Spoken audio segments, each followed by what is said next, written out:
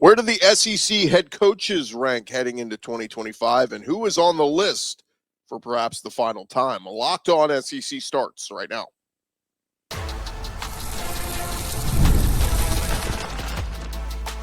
You are Locked On SEC, your daily podcast on the Southeastern Conference. Part of the Locked On Podcast Network, your team every day. And what's up, everybody? Welcome into Locked On SEC. It's great to have you guys along. I'm Chris Gordy. Thanks for making Locked On SEC your first listen every day. Shout out to everydayers. We're free and available wherever you get your podcasts and on YouTube. Part of the Locked On Podcast Network, covering your team every day. Today's episode brought to you by the Amazon Fire TV Stick 4K. Turn any TV into your Xbox. No console needed. Head to Amazon.com/Fire TV Locked On to learn more. All right, let's dive into it. We got plenty to discuss as we're kind of in that list season where we start kind of like ranking things and looking ahead to the football season, starting to get excited for the 2025 SEC season. And some of the folks over at USA Today, Blake Topmeyer, they put out a list of ranking the SEC football coaches where they are right now. And what's interesting about this list is there are some that we kind of, they're kind of grandfathered in. It's like you've had great success last several years. You're going to be high on this list. You got some other ones that are relatively new, and then some coaches like Hugh Freeze that have been in the conference going into year 3, but like, what are you? You've underachieved your first 2 years. Where are you right now? There's some incompletes like Kalen DeBoer. I mean, 1 year in, where do we rank you? It was a 1 year where it was a little disappointing for the Alabama standard. So anyway, it's just a fun kind of exercise to kick around. But what we'll do is we'll run through this list on Blake's ranking and Blake Topmeyer of USA Today, and then we'll kind of assess as we move along where we think our rankings would be of the SEC coaches. And so as we dive into it, we'll start from the bottom and work our way up. And coming in at number 16 on this list, I don't think there's any surprise. It is Jeff Lebby at Mississippi State. I think, coming off his first season as a head coach, he goes 2-10 overall, 0-8 in the conference. We've got to see some improvement in year 2 rather. For those in Starkville, look, I'd love to think maybe Mississippi State could get to 6-6 and bowl eligibility, but that's just going to be very difficult when you consider they have to play at A&M, at Florida, at Mizzou, home games against Ole Miss, Georgia, Texas, and Tennessee. Schedule makers did them no favorites. But then against the SEC, I mean, who are the easy wins in this conference? I said it all offseason, and I'll stand by. I do think State will get one conference win this year. But you look at the schedule and you go, who? Maybe it's Arkansas, but the only thing I'm thinking is with Blake Shapen back healthy at quarterback, I think they'll be improved. But how much improved?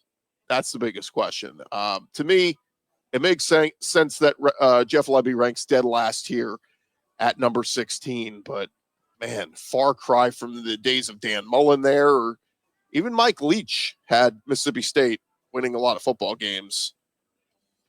Zach Arnett didn't go as great, and now Jeff Lebby, who I think is a good coach. I think he's a good offensive mind. It's just, man, they got to get the Jimmies and the Joes in there. And this day and age of NIL, it is hard to sell folks on Starkville, Mississippi.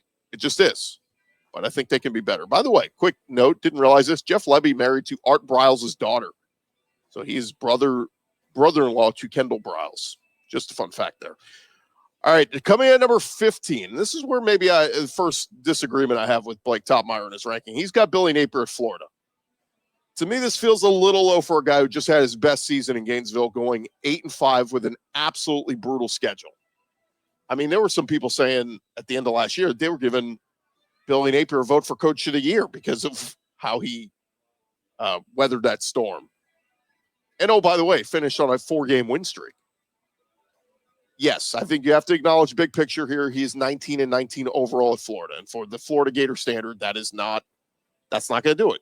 You can't be 500 at Florida. You got to be 8, 9, 10 wins competing for SEC titles. That's the Florida standard that, was set so long ago with Steve Spurrier.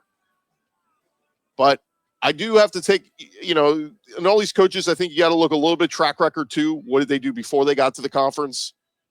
And he did have 3 10-win seasons as coach at ULL. And we can even admit the schedule makers have done Napier no favors. I would probably slide Billy Napier up a little bit higher in this list, but I guess why USA Today has him ranked at 15th. I'd have Billy Napier a little bit higher. So who would we have him ahead of? Well, coming in at number 14 on their list, they've got Sam Pittman in Arkansas. I'd probably do a flip-flop here. At this point, I probably would put Pittman 15th and Napier 14th. But anyway, they've got Sam Pittman at 14. In 5 seasons at Arkansas, he's only won more than 7 games once. And that was back in 2021 when he went 9-4. The past 3 seasons, 7-6, 4-8, and 7-6. 30-31 overall as head coach of the Hogs. Look, they improved last year. No doubt they were better. And that's good. You're headed in the right direction. But still, I think, and for Arkansas standard, I think most of their fans would, 7-8 wins is fine, but they want the occasional 8 or 9-10 win season, right? You want occasionally, maybe once every 4 or 5 years, to be in the conversation to make a playoff run. And I just don't know that Arkansas is going to get there under Sam Pittman. This feels like this could be it for him in Fayetteville. Remember, there were rumblings last year that he could opt to step aside as he was going to undergo hip replacement surgery. He underwent the surgery and was like, no, I'm good. I'm going to stick this thing out. But to me, they have to have marked improvement this year. And if they don't, it could be the end of Sam Pittman's tenure there at Arkansas. Look, they've got the weapons. They've got Taylor Green at quarterback and Bobby Petrino as your play caller. I love both of those.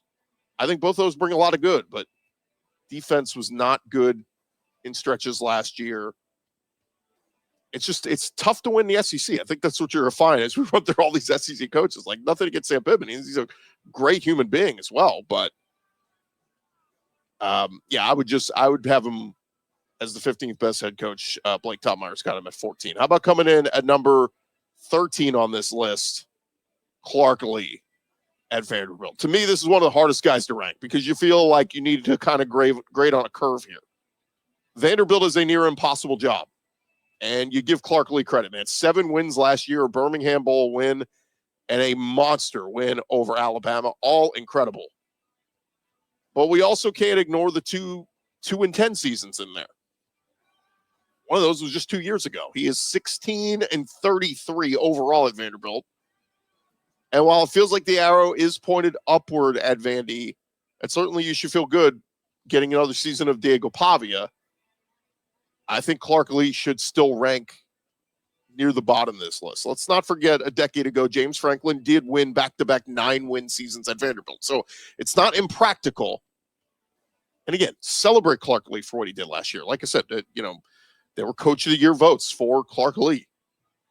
I just, I don't know, to have him 13, put it this way, ahead of a Billy Napier, I think if you flipped him, I think Billy Napier would probably be having the same success, if not better success at Vanderbilt. I don't know if Clark Lee would have an 8-5 season at Florida last year based on their schedule.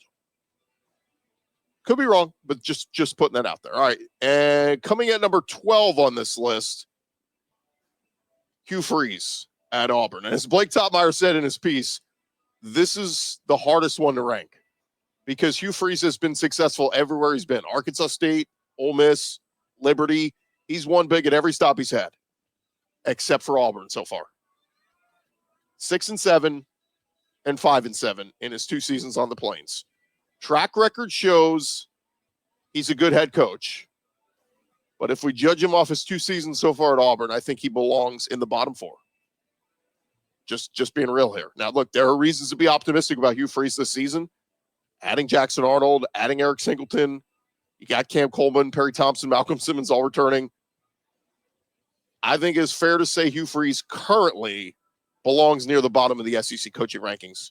I think he does improve this year. I think he must improve this year, or he's very much on the hot seat. And they'll be talking buyout on his contract and where does Auburn go next. But, the whole thing was getting this program back on track. He's recruited well. He's done pretty well in the transfer portal. So he's doing what you need to do. It's the X's and O's. It's in game. It's winning football games. It's coaching and making the winning plays. That's been the toughest part for Hugh Freeze. They've been close. They've been so close. They've just had some disaster losses that have sidetracked these past 2 seasons. Games where they led late and let slip away to inferior opponents. So Hugh Freeze at number 12. Like I said, it's a fine spot, but yeah, I'd hear an argument for higher or lower on this list or rather lower or even much lower for Hugh Freeze. You want to put him 14th in the SEC? Look at his record. It speaks for itself. He's not been good as the Auburn head coach. But like I said, optimism abound. I think they're set up to make a run and get better. Coming in number 11 on the list, they've got Brent Venables. And the thing that puts Venables ahead of guys like Freeze and Clark Lee and Sam Pittman on this list, in my opinion, he won 10 games 2 seasons ago. Now, it was the last season in the Big 12. 22-17 overall as head coach at Oklahoma, but 6-7 last year in year 1 in the SEC. That's what makes this difficult, because you know that schedule ain't getting any easier. So an important year for Brent Venables to prove if he's got what it takes to be a head coach in the Southeastern Conference. And look, he's read the writing on the wall. He's improved the offense. He's brought in new OC Ben Arbuckle, quarterback John Mateer, even Jade Knott, running back from out of Cal. They just need to make strides this year. But it feels like if Venables can get to 9 wins or maybe even 10 wins this season, he's going to climb up that list, be considered a top half coach in the SEC. But, you know, a 5-win season, maybe even 6 wins might be enough for the folks at Oklahoma to go, this isn't doing it. This isn't cutting it. Look at the success our brethren Texas is having. Texas is working out just fine in the SEC so far. Oklahoma, not so much improvement to make there. And again, Brent Venables, I think he's a great defensive mind. How is he as a head coach? Mixed bag so far. Let's see what he does in 2025. All right, thanks for making Locked On SEC your first listen every day. Coming up next, we will continue running down the list of ranking the SEC head coaches from USA Today. It's coming your way next. Hey, but first, I want to remind you guys about our friends at FanDuel. Look, the NBA playoffs are rocking and rolling and continuing on, and FanDuel is giving new customers an incredible way to get in on the action right now. When you join FanDuel and place your first $5 bet, you're going to get $250 in bonus bets if your first bet wins. You're going to love how FanDuel makes betting so easy, whether it's picking your favorite team or checking out some of the player prop bets, from 3-pointers to assists to steals. FanDuel, they have so many ways for you to bet your favorite player props. And plus, after the game tips off, you can even combine live prop bets into a same-game parlay for a chance to win big. Don't miss out. Head to FanDuel.com today. Claim your $250 in bonus bets today. And like we said, you even have a chance to get in on the action with college football, some early season games to bet on. So check it out. It is FanDuel at FanDuel.com.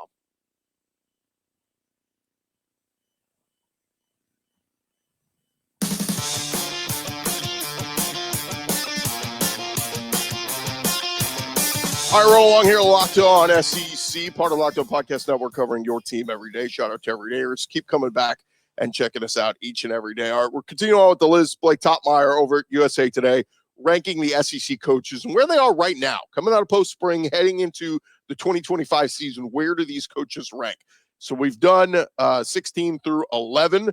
So let's get into the top 10. As we come into number 10, man, oh boy, another toughie one. Mark Stoops at Kentucky. And look, for the record, I like Mark Stoops a lot. He's been so good for Kentucky football, bringing them back to relevance. He's their all-time winningest coach. And yet we could say, while he raised the standard, he's now not living up to that standard he created. He's one of the highest paid coaches in the country, making, I think, close to $9 million a year. Ranks in the top 10 nationally in highest paid coaches. And while he had a 10-win season in 2021, that's a long time ago. Since then, he's gone 7-6, 7-6, and an abysmal 4-8 last season. 1-7 in SEC play. And the one win was, of course, that one that was kind of flukish against Ole Miss. But at this point in his career, I would probably have Mark Stoops lower on this list. Just coming off the season he just had, if it's another 4 or 5 win season, that could likely spell the end of the Stoops tenure in Lexington. And look, he'll always be beloved there for what he's done there, big picture, but sometimes it's just time to move on and go another direction. And that may be where Kentucky is headed this season. He's overhauled the roster. He's done what he could. Lost a lot of kids to the portal, but he's added a lot of kids to the portal. Revamped it. But let's see what Stoops does. But yeah, coming in number 10 on this list, like I said, wouldn't put up an argument if you had him 11th or even 12th, just based off how last season went. Remember, this is where we're ranking him right now in the SEC. Coming in number 9 on the list, we got Mike Elko at Texas A&M. And much like Hugh Freeze was a topic of debate, Mike Elko certainly up for debate. He went 9-4 last season. 9-4 and 7-5 as head coach at Duke, which was very impressive. He went 8-5 in year 1 at Texas A&M. But after they beat LSU at home last year, they were 7-1, 5-0 in the conference, leading the SEC. And Aggie fans were throwing a parade. But he went on to lose 4 of his last 5, and it just left a bad taste in everybody's mouth, including losing the bowl game. He has recruited very well, and he's been really good in the transfer portal these past 2 off seasons. So 9 is probably a good spot for Elko with just the 1 season in the SEC to go off of. But like I said, kind of an unknown, kind of an incomplete. 9 is probably the right spot for him right now, but certainly could move up, could move down based on how this season goes. I know folks in Aggie land, though, they are expecting a big leap forward this year. They want to see the Aggies competing for an SEC title and perhaps a playoff run. I mean, it felt like they were at 7-1, 5-0. They were the projections that had them in the playoff last year, but they fell apart. All right, coming in at number 8 on this list. How about Shane Beamer at South Carolina? He is 29-22 in his time in Columbia, but he is coming off his best season yet at 9-4, and a program that could be surging as he returns his young quarterback in Lenora Sellers, also his young stud pass rusher in Dylan Stewart. A year ago, he was coming off a 5-7 season, and look, frankly, this list a year ago, Beamer would have been much lower on this list. Probably, even potential talks of being on the hot seat and all that kind of stuff. But coming off a 9-win season a year later, optimism is high. And Beamer is thought to be a top 8 coach in the conference now. But now expectations get higher. Beamer has to live up to them. I don't think Gamecock fans would be content with a 6 or 7 win season this year. Some are saying this could be a 10-win type season. That's playoffs or bust. It's a tough ask because the schedule is difficult. But if Shane Beamer does that, I think he'll elevate himself in everyone's minds. Potentially consider him a top 5 coach in the SEC if he does that. But for now, I think 8 is a good spot for Shane Beamer, right where he is right now in the conference, with a chance to move up, certainly. Coming in at number 7 on our list, how about Eli Drinkwitz at Mizzou? I kept going back to this list and looking at the coaches ahead of him, and we'll get to those in a minute. But I kept saying it feels like Drink should be higher on this list, right? Back-to-back 10-win seasons in Como is nothing short of incredible. And you consider where he started. At 5-5, 6-7, 6-7, he's definitely elevated himself and this program. But the theme with a lot of these coaches, can you take that next step? And that's make the playoff. He's brought in a highly touted quarterback in Bo Perbula from Penn State. Their schedule is once again very manageable. 10 wins is in play. And if Drinkwitz has a 3rd straight 10-win season and possibly even makes the playoff, he would cement himself as a bona fide top 5 coach in the SEC. But many critics think this is a year Mizzou maybe comes back down to earth a little bit, maybe regresses a little. So ranking 7th on this list is probably right for Drink right now, but still maybe doesn't get enough love, in my opinion, for what he's done these past 2 seasons at Mizzou. Very impressive. Coming in at number 6 on this list, it is Josh Heupel over at Tennessee. And look, coming off his first playoff appearance at Tennessee, Heupel has had a nice run with the Vols. The last 3 seasons, he's gone 11-2, 9-4, and 10-3.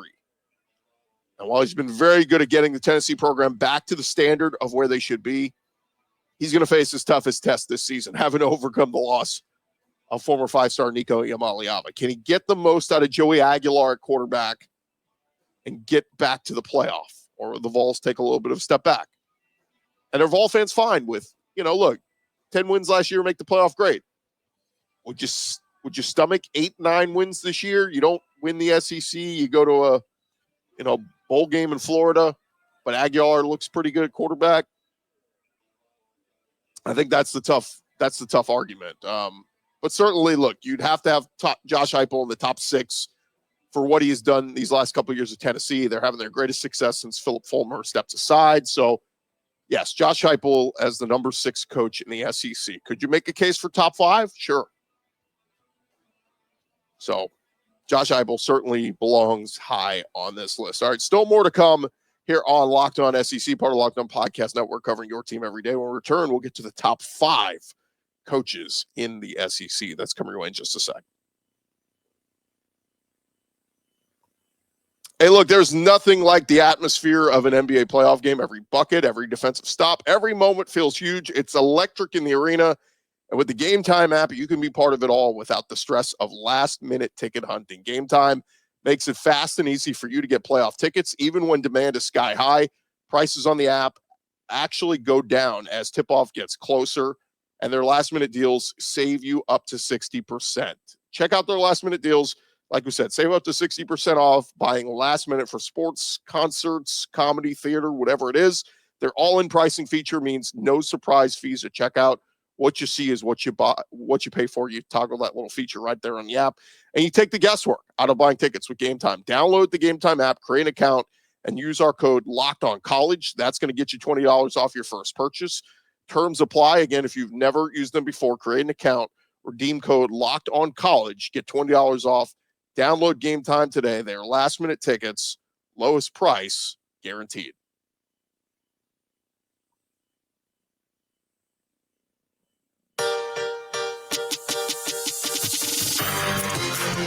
All right, continue on here, Locked On SEC, and again, just kind of recap here. Blake Topmeyer of USA Today put out his rankings of the SEC coaches and ranking them, 1 through 16. So we're kind of going backwards. We're taking 16 and working our way up. And so here we get into the top 5. And coming in at number 5, it is the Ole Miss Rebels, is Lane Kiffin. It is hard to even remember the Matt Luke years at this point at Ole Miss when they went 15-21 from 2017 through 2019. Because Lane has certainly elevated the Rebels into an SEC contender. 3 of the last 4 seasons, he's won 10 games or more. An extremely impressive run there in Oxford. 44-18 overall. But still eluding that college football playoff appearance. And certainly with the playoff expansion, it has opened the door. They were expected to be a playoff team a year ago, but they fell short. See what they do this year. No doubt Lane Kiffin, a top 5 coach in the SEC. Some of the stuff on social media, though, sure can make Ole Miss folks nervous at times. Maybe more unfiltered than he should be at times on social media. But as a head coach, he has established himself as one of the best in the country. Look, he showed what he could do at Florida Atlantic, winning, a couple 10-win seasons there. But the question, will always be, and will always follow Lane. Will he leave if something bigger comes calling? But you look at it, he's going in his 6th season in Oxford. And the longer time goes on there, we've been doing this since his first year in Oxford. Oh, is Lane going to leave for this job or that job or that job? Going into his 6th year, the longer time goes on, the longer you have to wonder if Lane Kiffin is just at Ole Miss for the foreseeable future. That maybe this is just the right place for him. I know he did some podcasts this offseason where he's kind of talked about it's a special place. He loves being there in Oxford, and they love him at Ole Miss. So, look, Lane Kiffin might just end up being one of those legendary coaches at Ole Miss. Again, but the question is next step. Can he take that next step? Just make a playoff would be a huge win for Ole Miss. And like we said, that's what the expectation was last year. Had him making the playoff. Just fell short. All right, Lane Kiffin coming in at number 5. How about at number 4?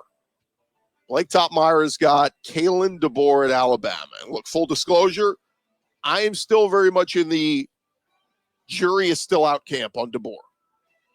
As a head coach at the FBS Division I level, he went 12-6 at Fresno State, an impressive 25-3 at Washington, where he got to the national championship game, and 9-4 in his first season as head coach at Alabama. No doubt he is a very good head coach, but I think you can make the case that he's still not quite top 5 SEC coach.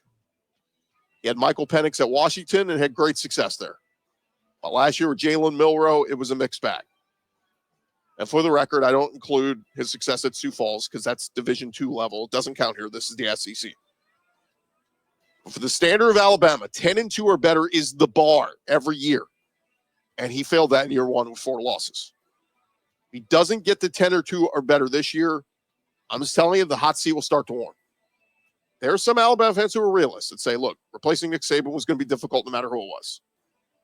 But there are many at Alabama, out of the people with the money, saying, you got to do better. You got to do better than this. He's got all the resources in the world at Alabama. And I know a lot of people love DeBoer, but I'm in the wait and see on DeBoer. I wouldn't have him, me personally, in the top 5 in the SEC right now, just simply based off his first year in the conference. Great win over LSU, great win over Georgia. But those are negated by the losses to 6-6 Vanderbilt and 6-6 Oklahoma. And I'm sorry, Alabama should never lose to Vanderbilt with where those programs are right now. It's no disrespect to Clark Lee. But a 10-win season this year at Alabama, DeBoer solidifies himself. I put him absolutely lock, top 5 coach in the SEC. And that's even if he just makes the playoffs and he's one and done, right? I mean, just to make it would be a huge accomplishment. But, man, you go another 8-9 win season at Alabama. I mean, look at it and you're going, bro, I don't know if this is the right job for you. And look, it's tough. I said it before. There's some coaches that are just good coaches in the Pac-12 and the Big Ten and the ACC, but they can't cut it in the SEC. It's fine. It's just there are some guys like that. Look, Brett Bielema failed at Arkansas. He's kicking butt at Illinois right now. Nothing wrong with that. Kalen DeBoer, great coach in Washington. Might not be a great coach at Alabama. Again, I don't want to disrespect it. 9 wins is great. But this is Alabama. Saban raised the standard there. And, if it was still the Saban standard, it would be undefeated in national championships. I'm just saying 10-2 and make the playoff is where they are now. Coming in number 3 on this list is Brian Kelly. And kind of like I did with DeBoer at Sioux Falls, I'm not taking into account Brian Kelly's tenure at Grand Valley State. But obviously he had great success at Cincinnati and the long tenure at Notre Dame. People forget Notre Dame was largely irrelevant before Brian Kelly got there. They had fallen into the doldrums. But you just had a feeling Brian Kelly was going to take that next step, taking the LSU job. And he has not done that yet. Don't get me wrong. He's been very good. 10-win seasons each of his first 2 years in the SEC, followed by a 9-4 season last year. He won the SEC West in year 1. He beat Nick Saban at Alabama, followed that up with a Heisman Trophy winner, Jaden Daniels. But 2 to 3 losses every year in the SEC on top of losing his season opener all 3 years, twice to Florida State and last year to USC. He's got to take that next step. And look, he's set up to do so this year. He's got one of the best returning quarterbacks in Garrett Nussmeier, the only returning 4,000-yard passer in college football. He's got a top transfer portal class to go to the top 10 recruiting class. But it's put up or shut up time for Brian Kelly. I put kind of Kelly, Kiffin, Heupel, DeBoer. They're all in that tier 2 group. Great, but not yet elite. If Brian Kelly makes a deep playoff run this year, he'll have a chance to move up. Number 3 on this list is probably correct, but look, I wouldn't put up a fight with you if you want to slide Kelly down to 4 or 5, just because, again, take that next step. Knocking on the door, but not taking that next step yet. Coming at number 2 on this list, it is Steve Sarkisian. Sark has certainly established himself as one of the best coaches in the country. It was one thing to go 12-2 at Texas in the final year of the Big 12 and make the college football playoff, but to go 13-3 in his first season in the SEC, 7-1 in the conference, playing the SEC championship game and make the playoff for a second straight year, that's very impressive. Nobody has more wins as an SEC coach over these past 2 seasons with 25. Now, part of that's because Sark, they had to play the first round playoff game last year. But nonetheless, 25 wins in his last 2 seasons. And he just wrapped up, oh, by the way, the number 1 recruiting class in the country. Sark has been outstanding. But there is that next step looming for him. One is to actually win the SEC. They came close in year 1, taking Georgia to overtime back in December. Couldn't beat Gunnar Stockton in that second half, knocked the starting quarterback out in Carson Beck, but they finished as runner-up. No shame in that. But as good as Sark's teams have been the past 2 seasons, they fell just short in the playoff. 2 years ago, a 4th down incompletion from Washington's 13-yard line in the semifinal loss. They were rallying. Here comes Quinn Ewers and company. Couldn't get it done. And then the unfortunate pick 6 at the goal line against Ohio State in this past year's semifinal. Again, they were knocking on the door. They were right there. Couldn't get over the hump. And now Sark replaces a ton from last year's team. I mean, a record 12 drafted players in the NFL draft for the Longhorns. But, of course, the Arch Manning era is set to get underway, and Sark is ready for another double-digit win season at Texas and another playoff run. So, certainly see why Steve Sarkisian belongs number 1 on this list. Number two. Clarify. Number 2.